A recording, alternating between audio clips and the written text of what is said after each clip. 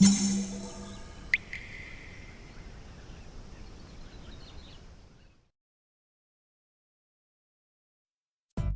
うも、底辺アクアリスト黄昏です。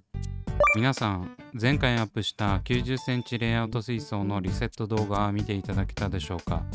まだ見ていない方は概要欄の再生リストからぜひ見てやってください。いろんな事情が重なり、ようやくリセットとなったこの大型水槽。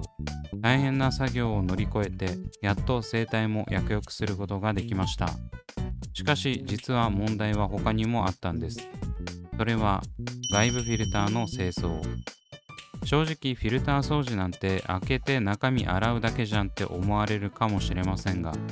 自分の場合はそれだけじゃ片付かないことがあったんです。というわけで今回は90センチ水槽の外部フィルターの中身を開けて何の露材が入っていたのか解説しつつ、とんでもない映像をお見せしていきます。途中で閲覧注意の映像が流れるので気をつけてください。ちゃんと予告してから流します。それでは早速やっていきます。まずは前回のリセットの続きから。流木の撤去から水草の剪定、生態の薬浴から有形層の回収まで、丸1日がかりの大仕事をこなしたため、この日はここで終了していました。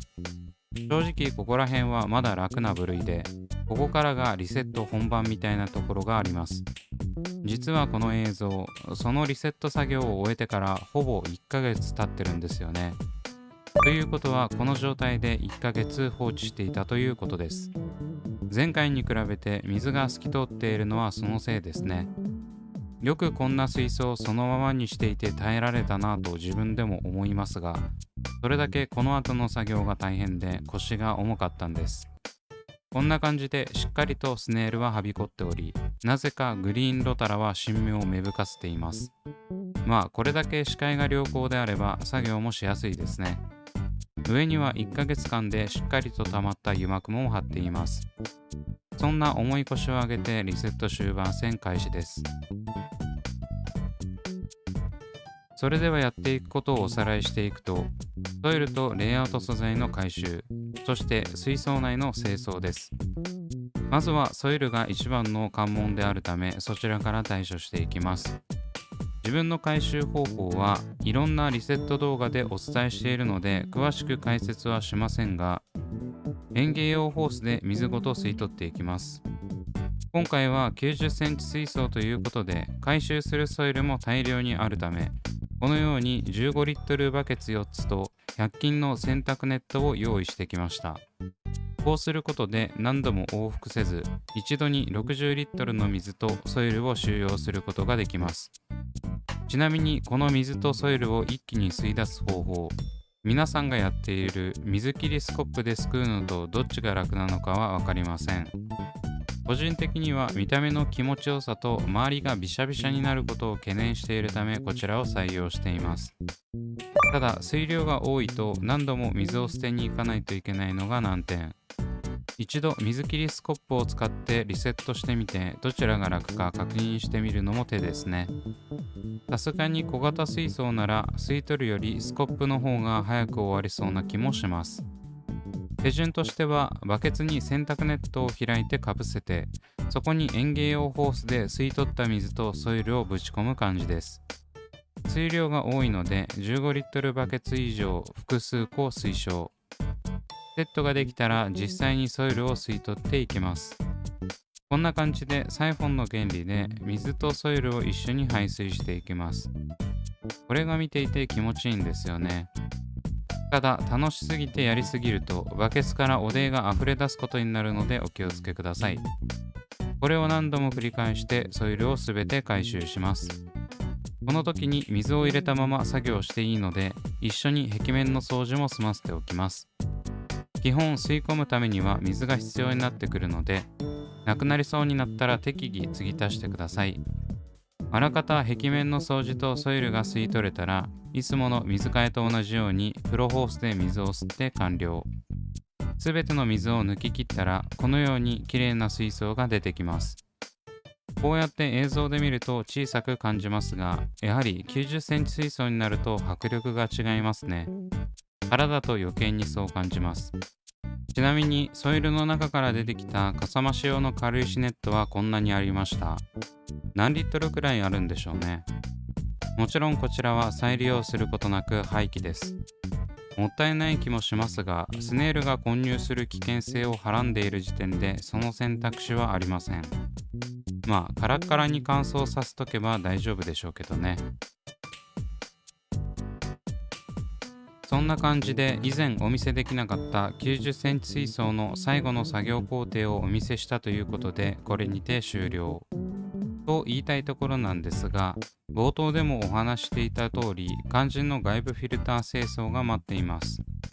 こちらの掃除も1ヶ月間リセットを先送りにしていた理由の一つであり、見たくないものが中に入っている危険性が大変高いから敬遠していたんです。しかしずっとそうも言ってられないので、意を決して中身を開けて丸洗いしていきます。最初は エーハイム2215にサブフィルターとして2213をつけていたんですが、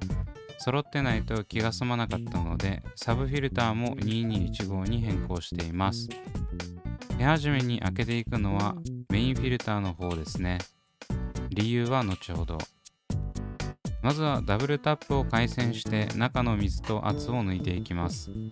ちなみにこのダブルタップを開けずにモーターヘッド部分を開けようとしても内圧の関係で開かないので、必ず回旋してから開けるようにしましょう。破損の原因にもなります。そして余談ですが、風呂場で水草や外部フィルターの掃除をする場合は排水口にネットをして作業しています。水草は言わずもがな、フィルターに何らかの生態や水草の残骸が残っている場合、それを排水口にそのまま流すのは怖いからです。水が抜け終わったらモーターヘッドを開けていきます。開けてすぐにシャワーぶっ放してますね。これはなぜかというと、中身がめちゃくちゃ臭かったからです。そりゃ1ヶ月もモーター稼働させずに放置してたらそうなりますわな。中からはどす黒くなったゲルマットが出てきました。ご覧のようにシャワーを当てるだけでおでが出るわ。正直フィルターメンテってクソ面倒ですけど、バクテリアのこととか気にしなくて軽きドバドバの水をシャワーでぶち当てられるなら、汚れてれば汚れてるほど爽快感が増します。続いて出てきたのはネットに入ったサブストラットプロ。こちらもだいぶおでが溜まっており、素手で触るのは無理。シャワーで汚れをドバドバ排出していきます。そんな感じである程度シャワーぶち当てたら、スパイラル露材のみになっているコンテナの中にシャワーで放水。スパイラル露材は通水性が高いため、これだけでしっかりとおでが流れていきます。これが大きな利点ですね。その後、どす黒いゲルマットをピンセットでつつきながらシャワーぶち当てたら無限におで出てきて笑いました。こんなんきりないですわ。最後に中のスパイラル露材をザルにあげます。中身は今はなき藤のスパイラルです。なんか色が違うんですが、なんでですかね。ザルにあげたら再度シャワーで放水。先ほど放水しているため、そこまでしつこくおでは出ませんでした。続いてサブフィルターを掃除していきます。こっちを後回しにしたのには理由があるんですが、その理由が今流れているおでからもちょっと見て取れます。なんか黒いつぶつぶみたいなのが流れていってますね。ある程度水が流れ終わったらシャワーで周りを掃除しつつ開けて掃除していきます。最初に出てきたのはおでまみれの粗めスポンジフィルター。シャワーをぶち当てるとこの通り。ここまで来ると一層すがすがしいまでありますね。自分の汚い心も洗い流されているようです。素手で触りたくないのでピンセットで押しながら清掃。こちらも一生おでが出続けます。そしてなぜかサブフィルターにサブストラットプロが入ってました。多分かさ増しのため。これはそんなに汚れてませんでした。残りは先ほど同様スパイラル露材のみ。多分キャビティとミューロ A が混在してます。先ほどのようにあらかじめろ過槽内でシャワーしていないので結構おでが出ますね。それでも少しシャワーを当てるだけですぐにきれいになりました。そしてここから少し閲覧注意です。集合体恐怖症の方は字幕の時間までスキップ推奨です。ある程度露材も洗い終えたので、サブフィルター内を見ていきます。するとそこには白いつぶつぶが無数に見えてきました。これ実は全部スネールの死骸です。見るだけですごい鳥肌なんですが、フィルターの中だけでもこれだけ死骸があるということは、水槽内にはどれだけ多くのスネールがいたのか考えるだけでゾッとします。